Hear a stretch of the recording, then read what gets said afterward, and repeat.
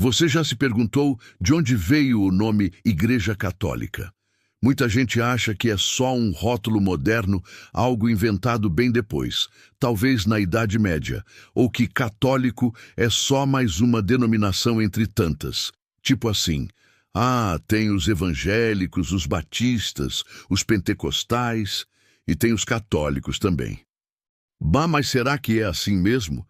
Será que esse nome foi escolhido aleatoriamente? Será que ele não carrega um peso histórico enorme que nos conecta diretamente aos primeiros cristãos? O que muita gente não sabe, ou prefere não lembrar, é que a expressão Igreja Católica é antiquíssima. Ela já era usada no início do segundo século, muito antes de qualquer divisão entre católicos e protestantes. Quem usou esse nome pela primeira vez foi ninguém menos que Santo Inácio de Antioquia, no ano de 107 d.C.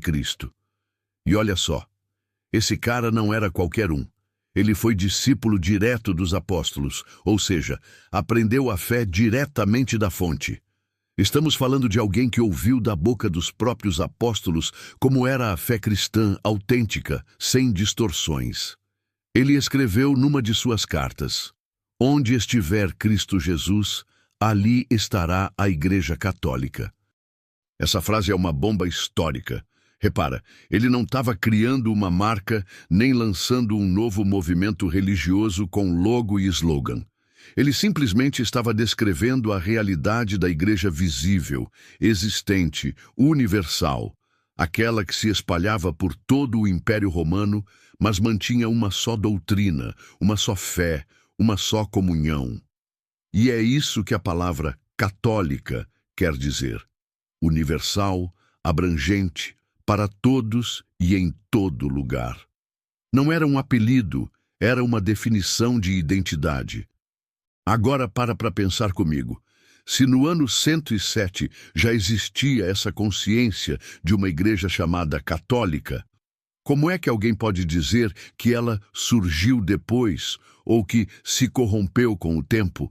A igreja que a gente chama hoje de católica já existia com esse nome antes mesmo da Bíblia estar completa. Sim, você ouviu certo. Antes da Bíblia como conhecemos existir, a igreja católica já existia. Isso é muito forte. Porque mostra que a igreja não nasceu da Bíblia. Foi a igreja que formou a Bíblia. E aqui vai aquela cutucada de leve, mas necessária. Muitos irmãos protestantes vivem repetindo que a Igreja Católica se desviou, que ela se paganizou, que não tem base bíblica e por aí vai. Mas, espera aí. Se foram os próprios bispos da Igreja Católica, lá nos concílios dos séculos III e IV, que decidiram quais livros fariam parte do Novo Testamento, como é que alguém pode confiar na Bíblia, mas não confiar na igreja que a organizou? É tipo usar um GPS e dizer que não confia no satélite. Não faz sentido. Você só tem direção porque alguém mapeou o caminho. Voltando à história, Santo Inácio de Antioquia usou a palavra católica quando os cristãos ainda estavam sendo perseguidos, mortos em arenas, celebrando missas escondidas nas catacumbas. Mesmo assim, já se reconheciam como parte de uma única igreja espalhada pelo mundo, ligada pela mesma fé, pela mesma doutrina e pelo mesmo sacramento da Eucaristia. Essa unidade era visível, concreta. Não tinha esse negócio de cada um interpreta a Bíblia como quiser, como a gente vê hoje. Não existiam centenas de denominações cristãs com doutrinas diferentes. Existia uma só igreja, e essa igreja já era chamada de católica. Agora, imagina só, pega um cristão do século II e traz ele para o nosso tempo. Se ele entrasse numa missa católica, mesmo com as diferenças culturais e de idioma, ele reconheceria muita coisa. O altar, a Eucaristia, o sinal da cruz, o uso das Escrituras, a autoridade dos bispos, a devoção aos mártires e santos. Agora, se esse mesmo cristão caísse de paraquedas num culto evangélico moderno, com banda, fumaça, pastor de tênis gritando "receba", luzes coloridas e ato profético com a toalha ungida, será que ele ia se sentir em casa? Nada contra os irmãos separados, mas a pergunta é honesta.